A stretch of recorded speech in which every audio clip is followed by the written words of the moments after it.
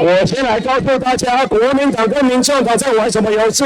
请问后面的告诉我，现在要讨论哪一条？条文内容是什么？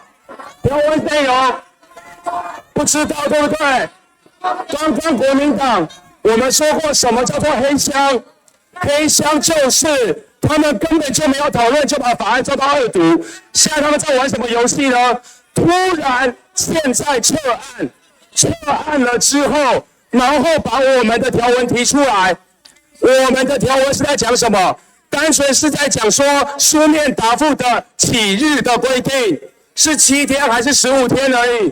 问题是这一个还有罗志祥的版本，请问为什么不在委员会讨论，又再一次在这边破坏规则，再一次又在黑箱？完全修正动议是要针对细项，不是在这边把委员会没有讨论到的条文就送到这边来。这就是国民党跟民众党现在在玩的游戏，再一次在做黑箱。这不是国会改革。大家有没有听过司法改革？司法改革改的是什么？是要改法官、改检察官。你有听过司法改革是要让检察官有更多的权利，没有搜索票就可以冲到别人家吗？什么叫国会改革？国会改革指的是什么？是立法委员要自律，立法委员不要什么泄密，要遵守性别的意识，这个才叫做国会改革。过去8年，民进党的在做开放国会，20项达成了17项，透明国会才是真正对人民负责的国会改革。他们的国会改革叫做什么？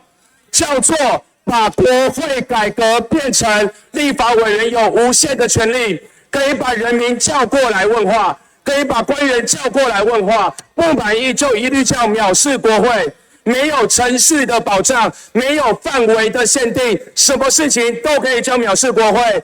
今天中国只要公布了台独分子名单，这边的立法委员就把别人叫过来问话，问了如果不好好回答，连续处罚2万到20万。这就是他们现在刚刚25条通过的法案，完全没有经过委员会的审查。